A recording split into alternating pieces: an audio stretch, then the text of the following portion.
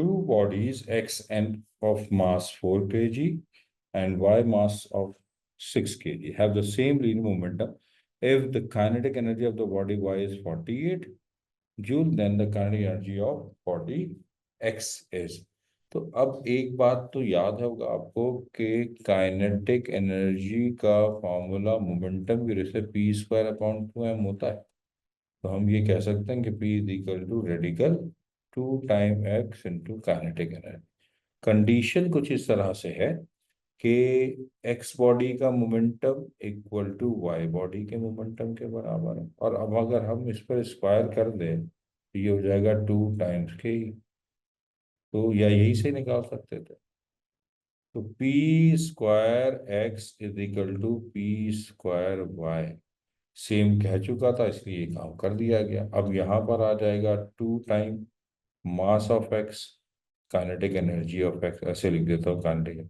इसी तरीके से 2 time mass of Y kinetic energy of Y. 2 से 2 भी क्या हो गया, कैंसिल। तो अब ई एक्स की यानी एक्स की काइनेटिक एनर्जी पता करनी है, तो mass of Y multiply by kinetic energy of Y divided by mass of X. बस अब सॉल्व करना है। तो यहाँ पर कितना हो जाएगा, 6 टाइम्स 48 डिवाइडेड बाय 4, 12, और 12 टाइम्स 6 72 जूल। तो अगर ऐसा हुआ तो हमारे पास एक्स की जो काइनेटिक एनर्जी होगी वो 72 जूल के बराबर हो जाएगी। See the right answer. The charge stored in the plates of a capacitor after a time t equals to RC the voltage। ये थोड़ा सा याद रखना होगा, परसेंटेज है, टेबल आपको मिल जाता है, बुक्स में भी मौजूद है। अगर time equal to the product of resistance and capacitance के बराबर है तो ये तकरीबन 63 पॉइंट समथिंग 7 है, शायद 63.7% के बराबर होता है। तो अप्रोक्सीमेटली आंसर जो होगा वो 0.63। Right answer is B. ये याद रखना होगा, ये टेबल वर्किंग है, तो ये कैलकुलेशन में फिर इसमें इंटीग्रेशन वगैरह यूज होती है बड़ी क्लास में। The ratio of the tension and the surface tension has the dimension is. देखो, अगर हमारे पास टेंशन फोर्स है और टेंशन की यूनिट जो होती है वो न्यूटन होती है, इसी तरीके से सरफेस टेंशन, पूरा नहीं लिख रहा मैं, तो ये होती है न्यूटन पर मीटर होती है। अब पहले वो कह रहा रेशियो का मतलब डिवाइड करना है, कि टेंशन को अगर मैं डिवाइड कर दूं सरफेस टेंशन से तो newton divided by newton over metre. Simplify अगर करोगे तो newton multiply by metre over newton, simplify करने के बाद मीटर बचेगा। तो सिंपल मैं लिख सकता हूँ एल, या यू भी लिख सकता हूँ M0 L0, और ये आपके पास हो जाएगा L0 नहीं L1 होगा, L1 और T0। तो right answer is B. Which of the following is और आर इनविजिबल, इनमें से कौन सी जो है वो इनविजिबल हो सकती है। विच ऑफ द फॉलोइंग इज और आर इनविजिबल, पास में ब्रैकेट। तो याद होगा बाल्मर सीरीज जो थी वो विजिबल थी, लेकिन ये दोनों जो है पास्चन जो दी हुई है और जो ब्रैकेट दी हुई है ये तो इंफ्रारेड रीजन है। अब इंफ्रारेड रीजन ह्यूमन आई के लिए तो जो है वो क्या है, वो इनविजिबल है। अगर ह्यूमन आई का जिक्र होता तो इनविजिबल होता। लेकिन वहां पर ये है कि बाज कैमरे ऐसे हैं कि टेको है या जो है वो इंफ्रारेड रीजन को जो है वो कैप्चर कर लेते हैं।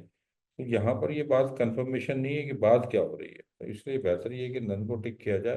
अगर ह्यूमन आई का वर्ड होता तो फिर सी आंसर होता, बहुत इनविजिबल होता। इंफ्रारेड रीजन जो है वो ह्यूमन आई के लिए इनविजिबल है, लेकिन जो कैमरे कैप्चर तो कर लेते हैं, नजर आ जाती है। तो जबकि क्योंकि इंफॉर्मेशन आपके पास है तो हम जनरल बात करते हैं, तो हम कहेंगे कि जी नन, हम चेक, अगर कैमरा हमसे देख रहे हैं तो हम उसे चेक कर लेंगे। तो none is the right answer, मैं ये समझता हूँ। अब और तो इस सवाल में क्योंकि फंसाया हुआ सवाल है, ये तो पता ही नहीं है। अगर ये याद रखिएगा, अगर ये वहां पर दिया हुआ है कि अल्लाह भला करे आपका ह्यूमन आई, तो फिर तो आप बोल कह सकते हो। फिलहाल तो फिलहाल D is the right answer समझ में आता है। Which combination is present oscillator circuit? Inductor और कैपेसिटर दोनों ऑसिलेशन सर्किट के अंदर जो है वो मौजूद होते हैं। राइट आंसर जो होगा वो ए होगा। The frequency of AC being use in Pakistan. तो देखो, अगर आपके पास पाकिस्तान है, और अगर हम तो खैर पाकिस्तान में रहते हैं तो उसी की बात करेंगे, तो 50 साइकिल पर सेकंड। इंडिया की भी यही है, ऑस्ट्रेलिया का भी मेरा ख्याल में यही है। तो मुख्तलिफ ममालिक में ये आपके पास कंडीशन है। बहरहाल T is the right answer. Which of the following is not a unit of time? तो एयर सेकंड में, बाद में जो भी है, लूनर मंथ भी यही हो सकता है, ये भी हो सकता है, लेकिन ये लाइट ईयर जो है वो डिस्टेंस होता है मीटर में है, तो B is the right answer. If electron falls from n equal to 4, यानी 4 orbit to initial orbit n equal to 1, यानी अगर मैं इलेक्ट्रॉन जंप करता हूँ फोर्थ ऑर्डर से लेके फोर्थ ऑर्डर सीरीज कौन सी होगी? तो लाइबनिज सीरीज होती, याद है। अगर सेकेंड ऑर्डर होता n इक्वल टू 2 होता तो बाल्मर होती। इस तरीके से फिर थर्ड ऑर्डर होता है पास्चन है, फोर्थ ऑर्डर ब्रैकेट है। तो right answer is lemon, A the right. Q square over C is the unit of, तो याद होगा एनर्जी का फॉर्मूला। एक तो formula half C V square होता है, एक फॉर्मूला 1/2। अगर मैं यहाँ पर पुट करवा दूँ तो ये Q is equal to C V, तो ये वो है, तो ये एक ये भी है हमारा फॉर्मूला क्यू स्क्वायर ओवर सी, यहाँ से भी आ सकता है। और एक फॉर्मूला ये भी है, ये भी है। तो जनाब ये चीज बता रही है यहाँ पर, जो एनर्जी की यूनिट डिक्लेयर कर रही है, D is the right answer. In which of the following the PNP diode used to solid state detector? अगर आपने पढ़ा है बिल्कुल इसके बारे में इंफॉर्मेशन, तो इसमें पीएनपी डायोड इस्तेमाल किया जाता है। A is the right answer. Friction is a force dash force. तो फ्रिक्शन क्या है? सेल्फ एडजेसेंट फोर्स होती है। छोटी क्लास में आपने पढ़ा है, तो A is the right answer. One gauss is equal to dash tesla. तो याद होगा, one tesla equals to 10⁻⁴ 4 gausses के बराबर है। टेस्ला ऐसा ही यूनिट है आपकी मैग्नेटिक फील्ड इंटेंसिटी की, जबकि गॉसेस सीजीएस के अंदर है। तो अब तो सिंपल मैथ्स है, ये चीज यहाँ मल्टीप्लाई उधर आके डिवाइड हो जाएगी, तो ये ऐसे हो जाएगा कुछ, और ये उसको ऐसे भी लिख सकते हो। तो one gausses equal to 10⁻⁴ tesla. The right answer हमारे पास आ जाएगा A. The mass of a body quantity is measure. आपको याद होगा फर्स्ट लॉ ऑफ न्यूटन के, लॉ ऑफ इनर्शिया, कि बॉडी स्टिल अगर रेस्ट है तो अनटिल रेस्ट रहेगी, जब तक उस पर कोई एक्सटर्नल फोर्स, या अगर कहीं मूव कर रही है, तो ये बेसिक तौर पर इनर्शियल फ्रेम ऑफ रेफरेंस को, इनर्शिया को बताता है। तो और इनर्शिया से ही हम मास डिटेक्ट करते हैं। ए इज द राइट आंसर। अब प्रोटॉन इज कंपोज। अब याद है, अगर देखा जाए तो प्रोटॉन का ताल्लुक हैड्रॉन से, ये तो याद रखिएगा। हेड्रॉन जो है वो क्या है? एलिमेंट्री पार्टिकल नहीं है, बल्कि एक कॉर्पोरेट है, और इसमें भी वो बैरियन से ही होगा।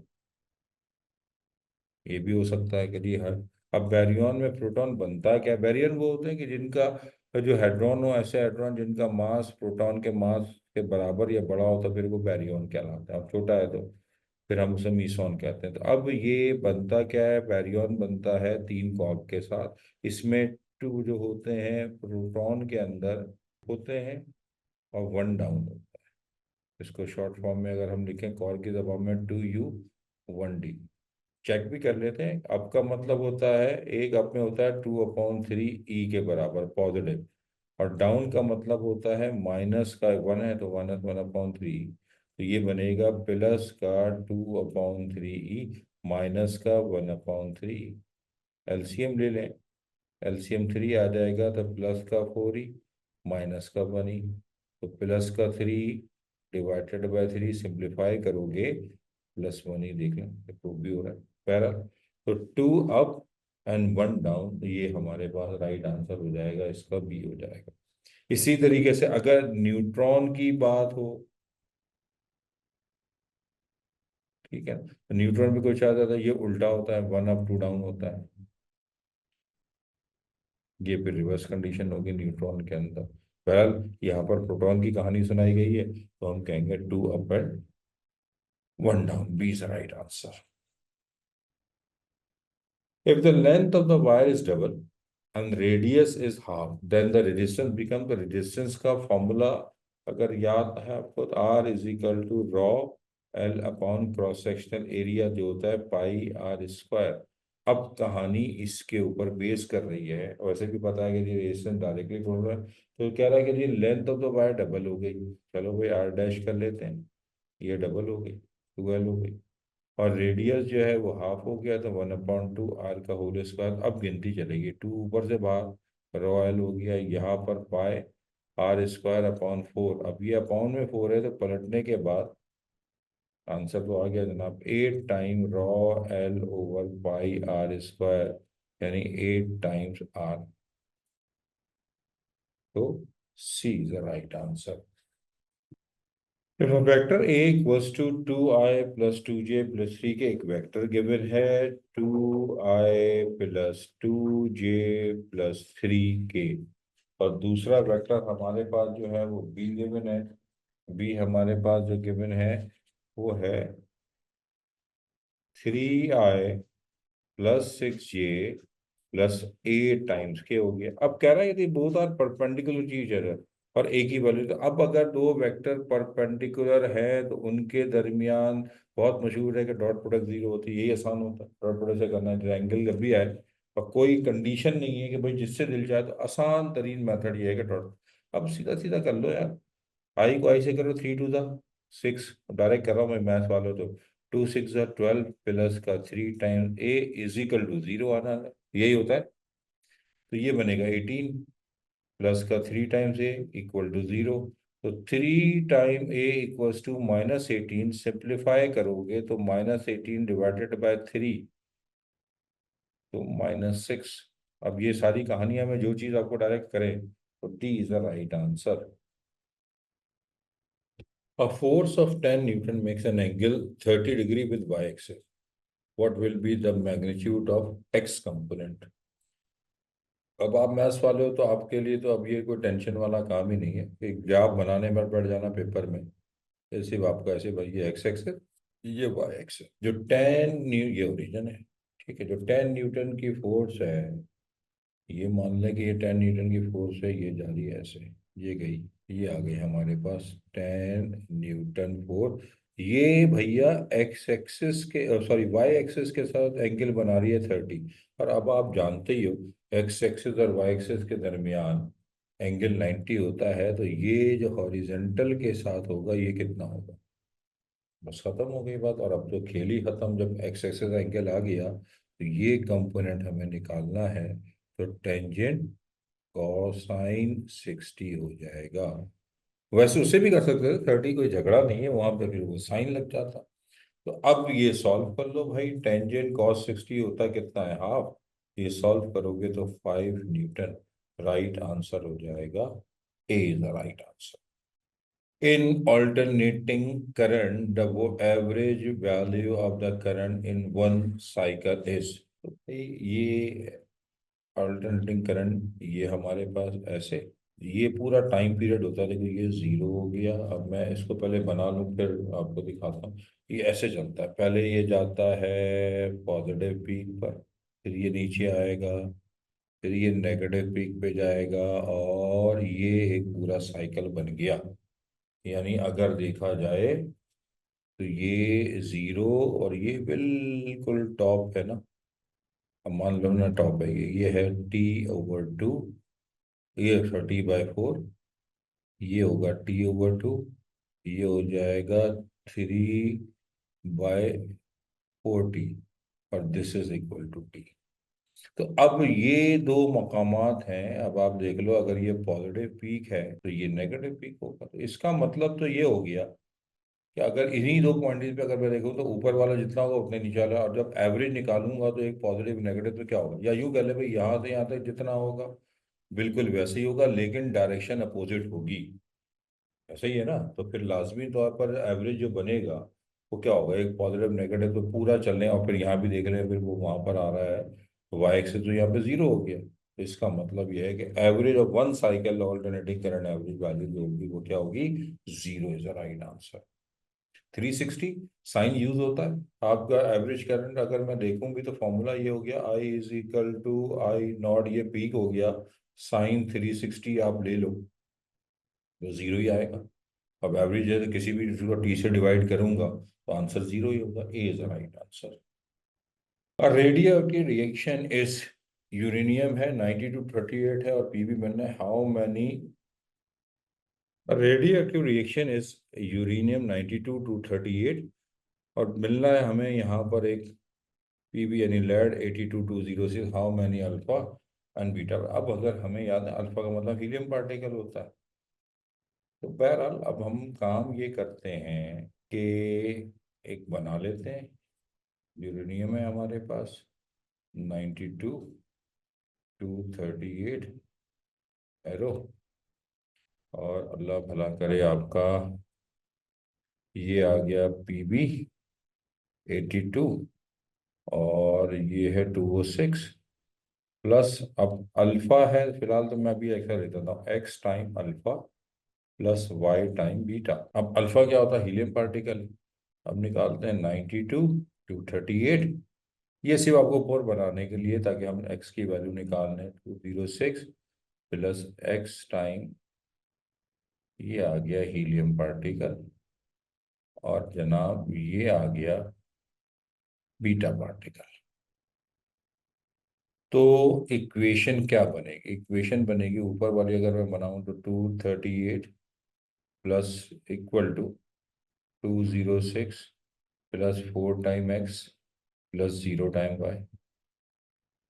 तो 238 माइनस 206 इक्वल टू 4x हो जाएगा। 8 में से 6 गए 2 बचेंगे, 3 में से गया 3 आ जाएगा, ये हो गया 32 डिवाइडेड बाय 4। तो x की वैल्यू तो हमारे पास 8 आ गई, और x का मतलब अल्फा पार्टिकल 8 है। तो ऑप्शन में देख लें हमारे पास डी तो राइट आंसर बन ही गया हमारे पास। अगर कंडीशन बन जाती है तो ये हमारे पास आ गया। इसी तरीके से अब अगर मैं y भी निकाल लूँ, आंसर तो मिल गया हमारे पास। भाई ये 92 नीचे वाला equal to 82 plus 2 time x minus Y, ये रहा ना, तो माइनस वाई इधर आ जाएगा। 82 प्लस 2 टाइम x हमारे पास 8 माइनस का 92, तो y is equal to 82 plus 16 minus 92, तो y इज इक्वल टू 16, ये बचेगा माइनस का 10, y इज इक्वल टू 6। तो देख लें 6 टाइम है तो अल्फा जो है वो 8 टाइम होगा अल्फा, और ये जो बीटा होगा वो 6 टाइम होगा। आंसर हम पैरेटिक कर चुके हैं। GM counter can be use to determine the, GM counter याद रखिएगा काउंटिंग करता है और इसमें मॉनिटरिंग करता है आयोनाइजिंग रेडिएशंस जो काउंटेबल है। तो अब अगर जब भी आप गीगर मिलर काउंटर के बारे में अगर आप पढ़ा तो इसमें आपको ये लिखा हुआ होता है, लिखा हुआ है जैसे मॉनिटरिंग आयोनाइजिंग रेडिएशन जो काउंटिंग के लिए इस्तेमाल होता है। A is the right answer. The half life T and disintegration constant lambda, तो अब हमारा फॉर्मूला याद था टी इज इक्वल टू 1/2। इसको ln2 लैम्डा भी कहा जाता है, या आप इसको यू भी कह सकते हैं कि जी हाफ लाइफ। अब यहाँ पर हाफ लाइफ असल में टी ली हुई है तो टी लिखते हैं, और ये यहाँ पर lambda is equal to ln2, और ln2 होता है 0.693। तो इस हवाले से अगर देखा जाए तो राइट आंसर बनेगा हमारे पास B is the right answer. The effect of decrease in pressure with the increase in speed of the fluid in horizontal tube is given by, तो अगर आपने फ्लूइड डायनामिक्स पढ़ी है तो ये कि प्रेशर और वेलोसिटी आपस में इनवर्सली प्रोपोर्शनल है, कि अगर प्रेशर बढ़ेगा इंक्रीज होगा तो वेलोसिटी डिक्रीज हो जाएगी, और वेलोसिटी बढ़ेगी तो ये इफेक्ट हमारे पास अगर आपने पढ़ा है तो बर्नौली इफेक्ट के तौर पर मशहूर है। बर्नौली, और फिर जो जहाज वाज की मेंटेनेंस में भी ये चीज़ें बड़ी ध्यान रखी होती है जब वो मूव करता है। तो इसमें भी है कि प्रेशर इंक्रीज है तो स्पीड क्या हो जाती है कम, या अगर प्रेशर डिक्रीज है तो स्पीड क्या हो जाती है ज़्यादा। तो बर्नौली इफेक्ट भी is a right answer. Which of the following is example of vector product, का लीनियर मोमेंटम तो सीधा सीधा p is equal to mv होता है। एंगुलर मोमेंटम का फॉर्मूला होता है r cross p, this is the right answer. Force तो सीधी सी बात है मास इनटू है, और इलेक्ट्रिक फ्लक्स तो है ही वेक्टर क्वांटिटी है, e डॉट ए या ए है, बहरहाल राइट आंसर, क्योंकि वेक्टर प्रोडक्ट या स्केलर प्रोडक्ट है, तो angular momentum equal to R cross P, the right answer is P. The radius of the second orbit hydrogen, hydrogen में nth orbit का जो फॉर्मूला था वो था 0.53 angstrom multiply by N square. अब अगर हमें सेकेंड ऑर्डर की बात की है तो 0.53 angstrom multiply bye square of 2, तो 2 का स्क्वायर 4 टाइम्स 0.3 है, 0.53 एमस्ट्रॉन्ग ऐसे भी लिख सकते हैं। और अगर मैं 0.53 को 4 से मल्टीप्लाई, 4 3 12, कैरी 1 4 5 20 प्लस 120, तो यह आ जाएगा। और 0 तो 2.12 एमस्ट्रॉन्ग, राइट आंसर हमारे पास होगा B. When sound travel from one medium to other medium, the quantity will remain unchanged। तो अगर एक से दूसरे हिसाब से ट्रैवल भी करेगी तो हमें पता वेवलेंथ डिक्रीज हो जाता है, रास्ता चेंज है, स्पीड भी हमारे एंटर, लेकिन फ्रीक्वेंसी जो है वो तादाद है, नंबर ऑफ वेव्स है, यही चेंज नहीं होता, तो B is the right answer. Rutherford experiment on scattering of alpha particle prove that, क्या किया था, गोल्ड फॉइल के ऊपर रदरफोर्ड ने ये एक्सपेरिमेंट किया था। बहुत छोटा गोल्ड फॉइल लिया था, बारीक, थिकनेस बहुत छोटी, उस पर अल्फा था। उसने कहा था मोस्टली एरिया ऑफ द जो एटम है वो एम्प्टी होता है, और फिर जो है उसने कहा था कि बीच में कोई ऐसी चीज मौजूद है कि जिससे डेविएट हो रहा है, जिसपे चार्ज पॉजिटिव हुआ, तो न्यूक्लियस जो है वो, तो बहरहाल यहाँ पर अगर मैं ऑप्शन देखूं, एटम इज मोस्टली एम्प्टी, ये बात बोली गई थी, पॉजिटिव चार्जेस यूनिफॉर्मली डिस्ट्रीब्यूट नहीं है, कुछ नहीं कहा था, number of positive charges equal to the number of negative, ये भी नहीं कहा था, एटम कंटेन इलेक्ट्रॉन, ये भी नहीं कहा था। तो इस हवाले से अगर ऑप्शन पढ़ें तो आपको जो ऑप्शन मिलता है वो mostly area of the atom जो है वो एम्प्टी था, A is the right answer. The half life of radio substance is 10 days। This means that, अब ऑप्शन में कह रहा है the substance completely disintegrate in 20 days में हो जाएगी, the substance completely disintegrate in 40 days में होगी, या 7/पार्ट of the total number of activity या active nuclei of the substance. ऐसा करने से बेहतर है कि हम एक काम करते हैं कि यहाँ पर रिमेनिंग क्वांटिटी बताते हैं, और यहाँ पर हम जो एक्टिव डी के हो गया, डी के क्वांटिटी भी बताते हैं, और ये टाइम ले लेते हैं। जब टाइम हमारे पास 0 है तो क्वांटिटी 1 है, और ये आपके पास ये 0 ही होगा, अभी कुछ भी नहीं हुआ, ठीक है। फिर 10 दिन गुजरते हैं, क्योंकि कहा है कि 10 दिन है, तो 1/2 आ जाएगा, तो यही 1/2 डी के हो जाएगा। 1 में से माइनस कर दीजिए, ये कैसे आया, 1 माइनस था। फिर मैं अगर यहाँ पर करता हूँ मजीद 20 days के बाद अगर ये करता हूँ, तो 1/4 डी के हो जाएगा, और रिमेनिंग होगा, जो डी के हुआ वो रिमेनिंग 1/4 होगा, डी के 3/4। फिर मजीद अगर एक और 10 दिन और गुजरते हैं तो 1/8 और रिमेनिंग 7/8। तो उसने कहा था 20 days में कंप्लीट सब्सटेंस, ये तो नहीं हो सकता। 40 days के लिए अगर हम बात करें तो अच्छा, पहले से पहले देख लें, ये हमारे पास हो गया, देखिए 7/8 part of the total number active में सब्सटेंस डिसइंटीग्रेट, तो रिमेनिंग हमारे 1/8 है, 30 है, तो राइट आंसर हमारे पास C. In step up transformer, when the alternating voltage increase then the alternating current, तो देखें आपके पास स्टेप अप का मतलब है कि number of turn secondary trial divided by number, ये बड़ा होगा, ज्यादा होगा। अब ये कह रहा है कि ये इंक्रीज हो रहा है, तो देखो फिर हमारे पास कंडीशन यहाँ पर आईपी ओवर आई एस होती है करंट के हवाले से, याद है ना। इसको हम यूं भी कह सकते हैं E S over E P, ये भी होता है, ये तो होता है, बड़ा फॉर्मेट है। तो अब अगर ये इंक्रीज होगा तो ऑब्वियस ही बात है ये इंक्रीज होगा, तो ये जो करंट है अगर ई एस बढ़ जाता है तो आई एस क्या हो जाएगा, कम होना शुरू हो जाएगा, इनवर्सली प्रोपोर्शन हो गया, तो राइट आंसर होगा will decreases, B is the right answer. One microfarad capacitor of a TV subjected to the 4,000 potential difference, the energy stored in the capacitor, तो ऐसी सूरत में energy store of the capacitor half C time V raise to power 2, तो 1/2 micro है, तो 1 × 10⁻⁻⁶, और 4,000 एक दफा, फिर 4,000 दो दफा, क्योंकि स्क्वायर है। आप डायरेक्ट भी कहते हैं, अब देखो ये पावर -6 है, तो इसमें 3 0, इसमें मैं चलें इसको लिख देते हैं 1/2, 1 भी खत्म, 10⁻⁻⁶, 4 4 16 और इंटू 10⁶ तो ये और ये तो खत्म। और इसको सिंप्लीफाई करोगे तो 8 हमारे पास जूल एनर्जी आ जाएगी। A is the right answer. A parallel plate condenser with oil between the plates, the dielectric constant K equal to has the chemistry C। यानी इस वक्त अगर डाइलेक्ट्रिक अगर डला हुआ है तो फिर हमारे पास फॉर्मूला जो होगा वो C के बराबर होगा। तो फिर कहता है कि if the oil is remove then capacitor में कैपेसिटर बिकम, तो आपको याद होगा C dash is equal to C के टाइम सी होता था, याद है ना। सी डैश होता क्या है? सी डैश होता है A epsilon not over D और ये जनाब इनटू के। और ये था, तो ये चीज तो सी के बराबर है। और अब हमसे पूछा है तो वो ये पूछा है कि ए एप्सिलॉन नॉट डी किसके बराबर होगी। तो अब अगर मैं यहाँ पर तो सी, इसको कोई नाम रख लेते हैं, इसको कोई और नाम लिख देते हैं। बहरहाल अभी यहाँ तो ये सी हो जाएगा, ये गेट टू होगा, और इसको मैं कह देता हूँ ओरिजिनल कैपेसिटेंस। अब यही करना पड़ेगा वरना इतने सारे सी आ जाएंगे। तो ये वो कैपेसिटेंस है जो हमें पता करनी है। अब आप समझ रहे होंगे ना सवाल कि ये सी डैश यहाँ पे सी के बारे में दिए, तो टू यहाँ मल्टीप्लाई हो रहा है, इधर आके डिवाइड हो जाएगा। तो ऐसी सूरत में लाजमत है डाइलेक्ट्रिक एफिशिएंसी ज़्यादा होगी।